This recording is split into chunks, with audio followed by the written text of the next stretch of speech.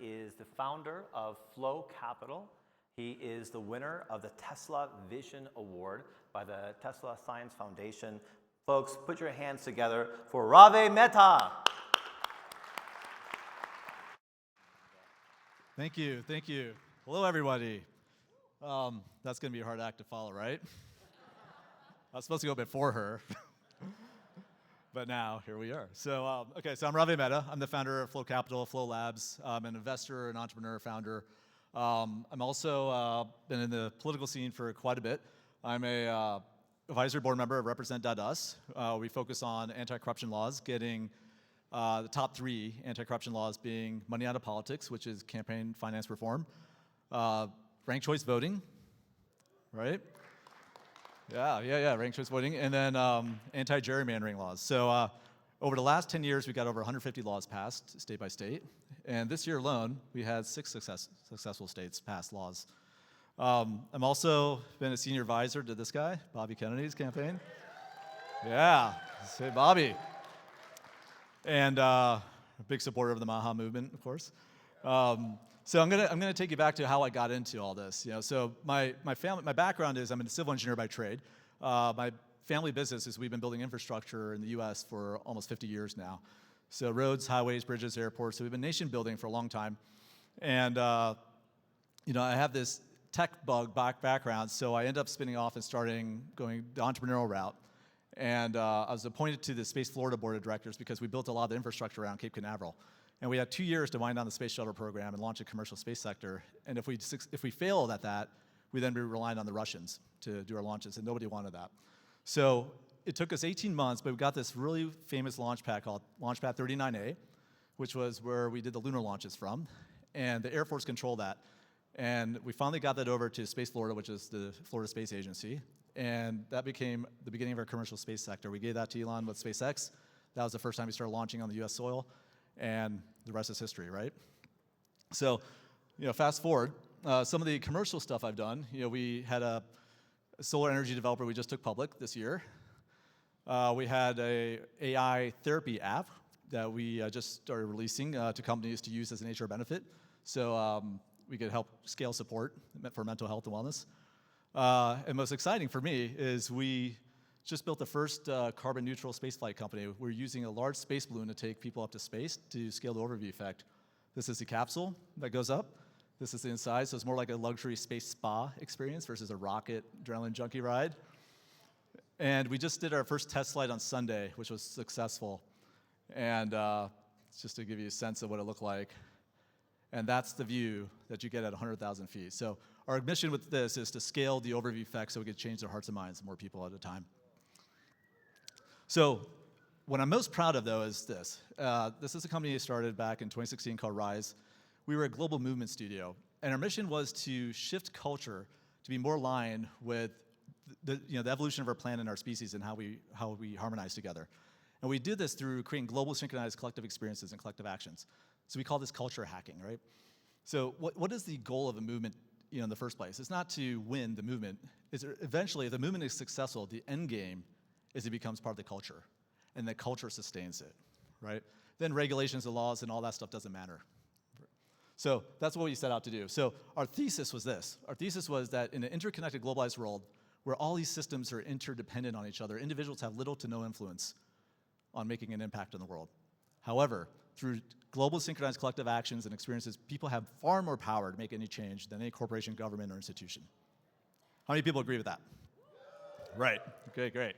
Then I'm talking to the right people here.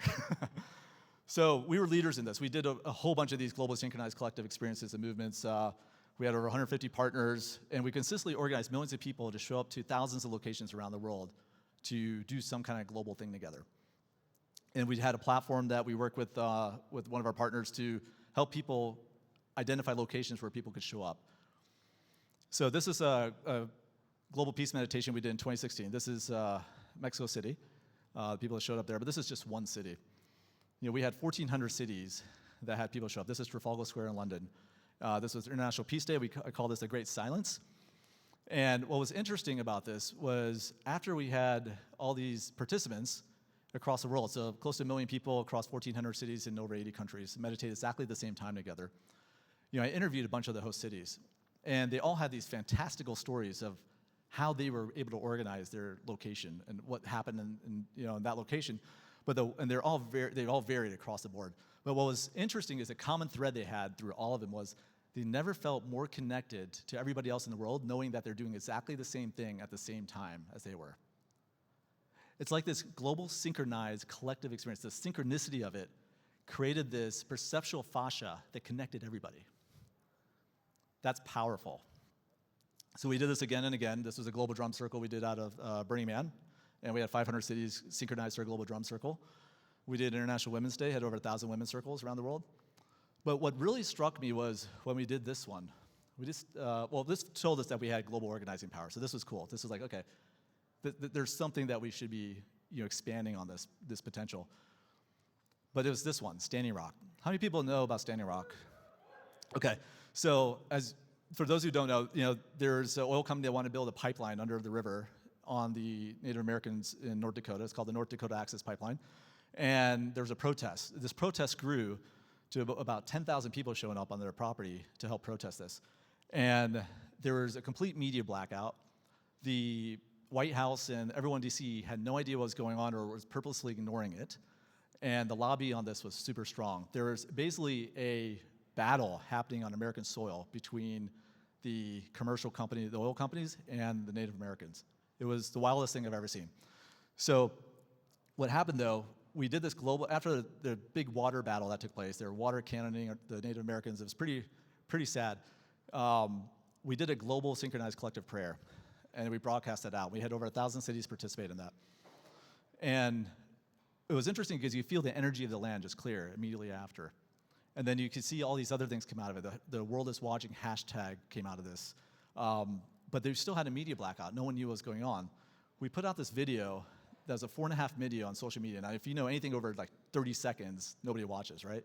We had over 27 million views on this 4.5-minute video that explained what was exactly happening there. After people started watching this, we still have an MSM blackout. The mainstream media was not covering anything. But people saw this. And then the veterans started to show up, right? And then they started bringing their friends. And when the veterans showed up, guess who showed up after them? The mainstream media, right?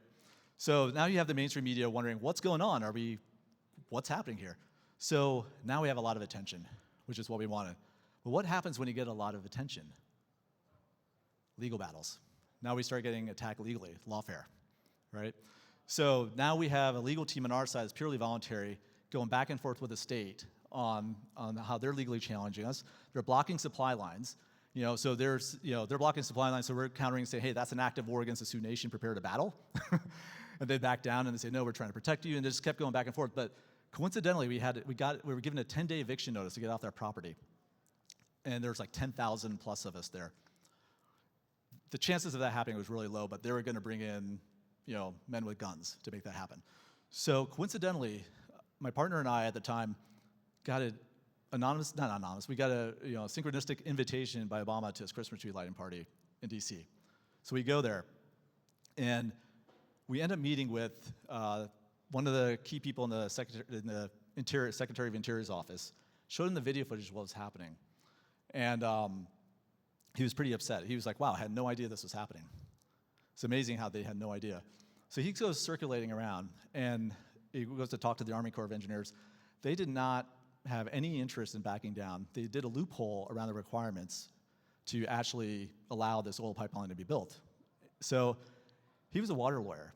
So what he did was really smart. He decided to figure out how to recognize the senior water rights of the Sioux tribe. If you know anything about water, the indigenous people in this country have the senior water rights across any state. This was a really interesting lever. So he recognized the senior water rights for the Sioux tribe. That forced the Army Corps to require an environmental impact study. That forced them at the 11th hour of the 10th day that we had to evacuate or be evicted to reverse the easement. And we won. And, oops. So, however, a month later, Trump gets elected. And then a month after that, he writes an executive order and allows them to build a pipeline, and the pipeline did get built. And the oil did start to flow through there. 4 years of lawsuits and legal battles after that, we finally prevailed, and we won again. So as I observed this, and watching all the other things I've done, I realized that there's a mechanic to building movements. There's actually a process and a strategy. There's an engineering approach to this. How do you engineer movement? Turns out there's 4 movement pillars. The first one is physical presence. People have to show up in a place somewhere to activate everybody else. People feed off of each other, and if people don't show up, then no one pays attention because there are people showing up somewhere else, whether it's a rock concert or some other rally, right? So you need physical presence. Then you need a media strategy. Whether it's social media or mainstream media, it was really important to get the media breakout because you need other people to hear the message so they can help. I mean, I found out about it through the media, so that's why I showed up. Otherwise, I wouldn't have even been there. Well, then if you get enough media, then you need to make sure you're legally armed, legal defense, right? Because they will come after you if it's big enough. And then if you have that, you need to figure out what the regulatory lever is. If you figure out that's the final key, but that doesn't matter unless you have the other 3. So if you figure out the regulatory lever, in this case is water rights, but there's always something, and you have the right leadership in there to help flip that lever for you, that's how you win. But when you win, that's not enough. That's just act 1. You got act 2, you got to protect that win, right? You got to protect it. So you got to figure out how to get that ingrained in law or legislation or whatever it takes to make sure that doesn't get reversed, because things do get reversed, especially if it's important enough. So what fuels these movements is 3 things: purpose, people, and capital, right? You need all 3. If you don't have purpose, no one shows up. If you don't have people, no one cares. If you don't have capital, you don't have longevity, right? But what triggers it is timing. There's always a right time. And there are things that we were going to pull the trigger on, but we realized that the timing was off, and we held back, and it was good because the media was missing because it was sucked up by something else, or there's some other factor that was going to play and interrupt the flow. So having some foresight really makes a difference. So we're actually going to build an app that enables this so other people can do this in a much more organized and engineered fashion. Right? It's going to be called the Rise app. We did this before, but we're going to do it in a much more holistic way, embodying all those principles in there. All right, so let's bring this home. So what does this mean for what we're doing here? So we are now 51% of the electoral population, right? We have become the silent majority for the first time. That's power. We have a lot of power, but we're still the silent majority. We have purpose. We have people. The capital is out there, and we can get it. And what do you think about the timing? Timing is now? Timing is now, right? We just got to wake ourselves up, organize, and get our country back. Thank you very much. Yeah. I have one surprise little artistic thing. Come on. Because my company is called Rise. Yeah. Do it. Together we will rise up. Together we will rise up. Together we will rise. Can't wait any longer. It's our time, yeah. 'Cause it's our time. More later. Thank you.